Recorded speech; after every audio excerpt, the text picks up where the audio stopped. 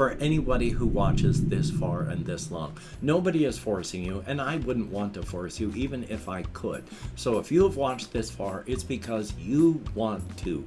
Thank you so very much. It is appreciated. I said I was gonna knock your teeth in. Was I lying or was I telling the truth? Well, howdy, nearly senior citizen here. Greetings, boys, girls, and all of our non-binary friends, and welcome to this a brand new day. Hokey smokes. Yesterday was a day. Oh boy. While the day had nothing really special going on it, things, of course, happen with mental stress going on up here. Life is life, isn't it? I'll talk more about that. First off, I did sleep some. That was good. I say some. The fact that it wasn't great, not so wonderful. It is great diffuse light outside. It's not supposed to get hot today. It got warm-ish yesterday, but only ish. Pretty soon I'm going to have to be shutting my window so it's only this open instead of wide open. So thumbs up on that. And of course, front loading of videos. Hey, if you like what you see, if you could toss me a like, if you like what you see, if you could subscribe to the channel, if you haven't, if you could leave me a comment, that would be double plus good. And I do want to thank each and every one of my Patreon patrons, these literally beautiful and literally awesome people that help to keep me and my pets alive. Little Ghost, my hamster, is still running around and he's got lots of meat on his bones. It's a very, very good thing. So I'd like to stay alive and I'd like my pets to stay alive. So thank you very much to all of these people. And if you would like to help me stay alive, there are links to my Patreon in the Show More video description. There's links to a PayPal if you'd like to help me out without becoming a patron, and there's links to an Amazon wish list if you'd like to help me out without doing anything financial. Also, there's links to my post office box if you want to send me anything at all, from postcards, keychains, all I ask for, but I'll take anything and open it up on stream video. Thumbs up for that. Yay, front loading of videos over. Oy vey. Yeah. Oh, one of the big pressures on my head now. My housemates yesterday are not staying in the house here for at least a while. I don't know how long, but I was told yesterday as they were leaving that they're not really planning on staying here all that much until they can find another place to live. I can't afford first, last, and deposit to live any place. Everywhere the rent is so much more than I make, and I don't have any vehicle, so I'd have to get a U-Haul, but I don't have any money. I can't even buy food to last an entire month. I lose this place here right now. I'm hosed like a Christmas monkey. So yeah, Monday I'm calling up, well, not calling, I'm going to be doing the online chat thing for the Veterans Administration Homeless Persons Help. Because, oh boy, I don't want to have to lose everything I own so that I can get help from being homeless. So yeah, lots of mental pressures on top of all the other mental pressures that I've had. Yay! On the other hand, I also this morning am starting the Wellbutrin 150 milligrams extended release. I just take it once in the morning and it goes slowly all day. So that's good. We're going to see how that works. That's double the amount that I was taking, all the way up to yesterday, 75 in the morning, 75 in the evening. Now it's going to be a big 150. Hopefully that's going to really help. I am foolish. I have taken another one of my Ritalins with another blood pressure tablet. I am foolish. I also have a very addictive personality, and I know this, which is why I need to stay away from certain substances. Not anything that's a stimulant, because stimulants just slow me down and make me normal. So that's not an issue there. But alcohol, oh boy, if I ever started drinking again, I wouldn't be able to stop. So there are some chemicals and some things out there I don't dare even touch. So yay. So it's a good thing I don't have any more refills on my Ritalin. checking my list here of everything that I wanted to talk about, because there's just a bunch of little things, not anything really big all at once, aside from what I said there about what's happening in the house here. But if I take a look here, that's really it.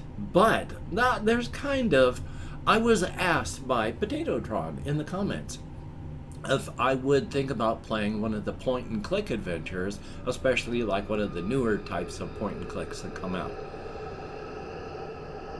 I have only recently discovered, of course, that I have ADHD, that I am they don't use the term, but people still use these terms out in the real world, even though they really shouldn't. But I only recently found out I am high-functioning autistic. I've known that I've been depressed since I was 22 when I was diagnosed while in the Air Force. So I didn't know I had all 3 points of the trifecta, but yay, I did. So that explains so much through my life why I've never really been able to do the slower games like the point and clicks. I have tried my whole life. I mean, I started computer-wise in 1982 when I bought a VIC-20 when it had 2 kilobytes of user RAM. And then I went and quickly upgraded to a Commodore 64. And then in the mid-80s, because of a car wreck and insurance payouts, I got T-boned, and it was awful. But I was given enough money I could buy an Amiga 1000. And then in 1993, I bought an IBM PC.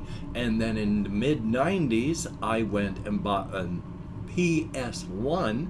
And I've been staying well, the last computer parts I have are from like 2015 or so it's an older computer now. But I've stayed semi-current on consoles up to, to the latest. I haven't got any of the latest generation, the PS5s and all that, but I got a PS4 and an Xbox S, so I've been involved with all this stuff. But I have tried so many genres through my life while playing computer games and all that. I have tried the point and clicks and never understood that it was my ADHD and not being able to keep hyper focusing enough to just do these things. So at this point in my life, I have some point and click games in my Steam library, but I just can't do them. I like them. I like that they're out there. I like that people play them. I like that there is the opportunity for people to play them because they are a good genre. And since they've been around so long, it's a good thing. I mean, what was around even longer and was the grandfather of the point and click was the text things. And I tried to play those as well, where you inputted, get lantern, go north, and you typed in the prompts and inputs. And Infocom was one of those big companies back then that made a lot of interactive text adventures. I could never do them. Again, the joyous ADHD. I mean, I even try to play strategy games, and I've had people ask me if I would ever play like, Hearts of Iron as a stream or for my channel. And while I love the idea of these grand strategy games, and I like to try playing strategy, I just once again the ADHD. Not by choice, but by biology. The things that have really hit me and really stuck with me have been games like Doom. I mean, when Doom came out for about 5 years, I didn't play anything else. That was the only thing I played. Things that are bright lights and flashy and loud sounds get my ADHD attention and can keep me hyper focused. So, like it or not, it's been the bright and flashy games that have been the things I've played my whole life. So, joy? I still try, and who knows? We shall see. We shall see. Definitely a thumbs up on that. But when I went walkies last night, I tried my best to think of creative stuff on my settings. One thing I've come to understand is I now have 2 projects. I have the one project, which is, of course, A Day in the Life, A Year on the Razor's Edge, that starts just before the kaiju rampages in Apple Rock, and then goes for a full year doing little slice of life stuff showing what life was briefly like before the rampage, and then what happens to the entirety of the Apple Rock layer because of the kaiju's latest rampage, where everyone had gotten used to it eating about 2, 3, maybe 4,000 people, but when it eats between 12 and 13, and the destruction wrought by everything else that's happening kills another couple thousand, so that 15,000 of the 30,000 people who lived in that area are gone. This is a big thing for the entire Apple Rock layer. The cryptid portion of it has now become its own project. It's another slice of life, a year in the life of, where Jerry Brighthammer, who is the guy who starts off just as a normal person, well, the narrative starts with him waking up after his cryptid sense is just starting to blossom, and it's his adventuring and discovering what's happening in the cryptid world that is the slice of life narrative of 1 year. It does not follow him directly because this is not a direct first-person narrative. It is a bunch of slice of lives where Jerry might be the main character, might be just in the background while stuff is being discussed and happening to others. He's the common core of the cryptid part of it, but he's not the major part of the cryptid setting. We are learning about the cryptid world that is all around us as Jerry, with his third eye opened in his vision clearing, is learning about the cryptid world after he's been thrown into the deep end and the instructor yelling, "Okay, now swim." So that's that setting, and it's become its own project. So I am hoping that I can get a medication that will allow me to push through my executive dysfunction so I can actually get this properly out of my head. But again, even if I can't, that's okay. You don't have to monetize your passions. But some of the things that I have been thinking about on this setting, and I do want to talk about them, is again with Jerry Brighthammer, the fellow whose cryptid sense turns on so bright and hard. I mean, he in 3 days he goes from no cryptid vision to human maxed out, and in some ways he never really recovers from that. He always feels like he's on acid. But he doesn't have to worry about safety, because even though he can bliss out on what he sees around him, he is, because of his maxed out human cryptid sense, bristling with extra universal senses that they aren't blissing out. And they are watching in a full 360 circle around him, processing, contextualizing, and feeding all that data straight into his subconscious. You can't sneak up on Jerry. Even if you're completely silent in the dark, he knows you're there. He may be blissed out on it, but his subconscious is following you. So he's blissed out most of the time, and when he focuses, everything is still kind of a, oh wow thing, but he's largely safe because of all of his senses looking out for him. He does not want to reintegrate back into human society.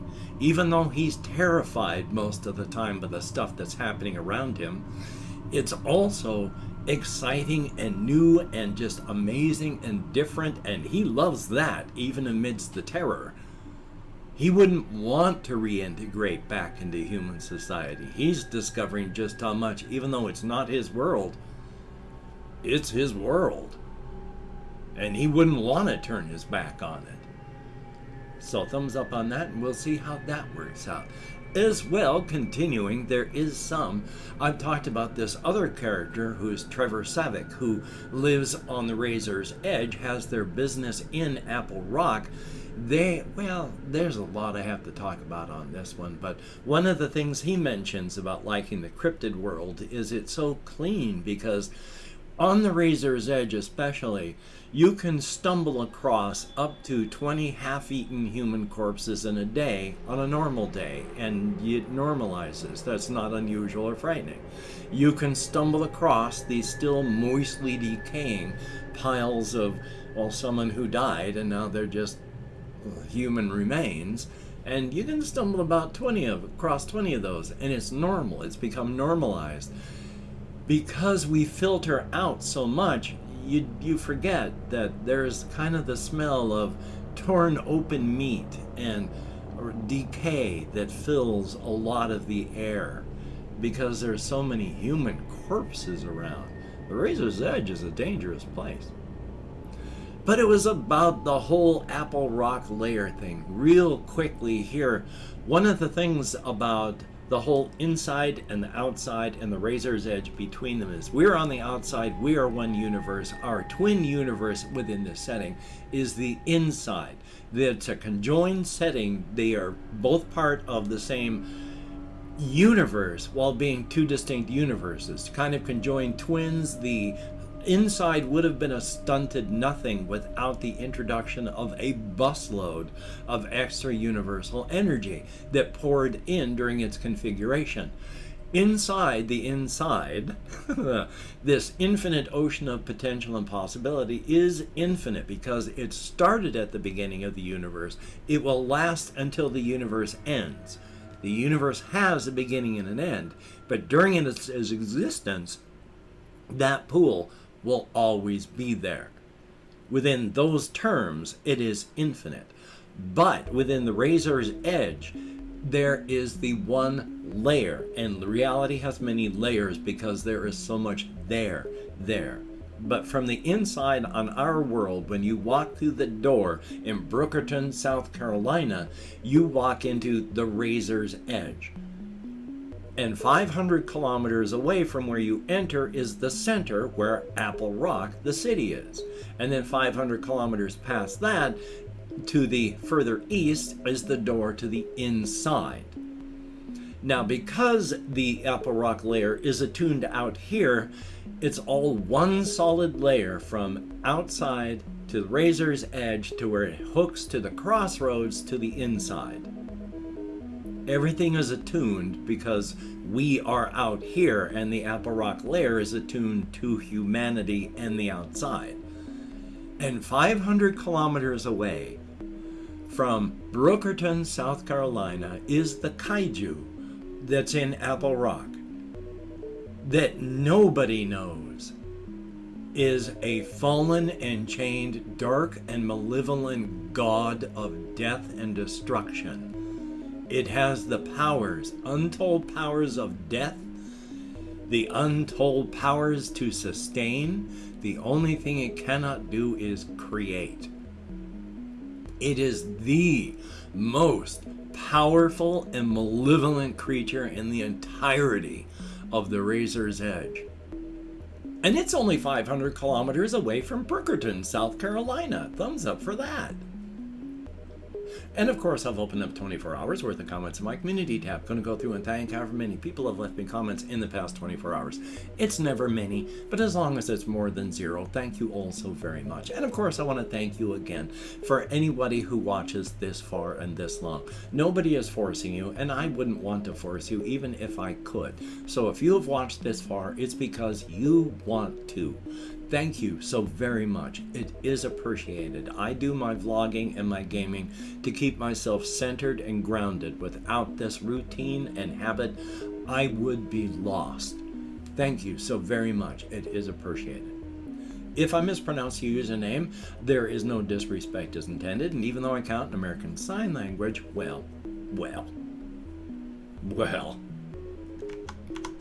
We have potato, we do have potato from, but I forgot to go to the top. So we'll start with Jesse Koskinen, and I deliberately used really goofy music while doing the latest Doom thing. I was worried about copyright, so I used absolutely inappropriate music because I thought it was funny. I'm weird that way. Good to see you in the comments. We have, excuse me, Chris Ryan. Good to see you as well. JAYY. Here's hoping that you continue having a very good day. Thumbs up and thank you. And then we have Evan Ivana 500, thumbs up and thank you. Adrian _FNTES, thumbs up, thank you very much, and good to see you as well. And then we have Tommy Nelson, thumbs up and thank you. Actually, you have been around for a while periodically, unless you're a different Tommy Nelson, but thank you. We have Ben B, greatly appreciated, and also good to see you. And yeah, having TB, as I do, is a weird feeling, even for me. I thought it was basically gone, and then I get it. Yay! Hopefully I will not actually perish of consumption. Potatotron, always good to see you in the comments. Thank you so very much. And that is it. 8 people who left me comments in the past 24 hours. It is appreciated. You get me out of my head and into the world and dealing with real people, if only for a short time, and if only in text. Thumbs up and thank you. Well, I'm going to try and break through my executive dysfunction and actually play some of my solo RPGs. I wanted to play One Note Quest, not One Note, just Note Quest Extended World yesterday, so I could talk about what it was like today. I couldn't break through my executive dysfunction. I hate that. Hopefully you can get done the things that you want to get done, though. And of course, as I've just talked about TB, there are more diseases out there than just the covfefe bug. So please be taking appropriate care for your situation and your location. You don't need to get sick, no matter what the illness is. So, until we meet again, you take care. Have a great day today. I will see you on the flip side, and that is a very good thing.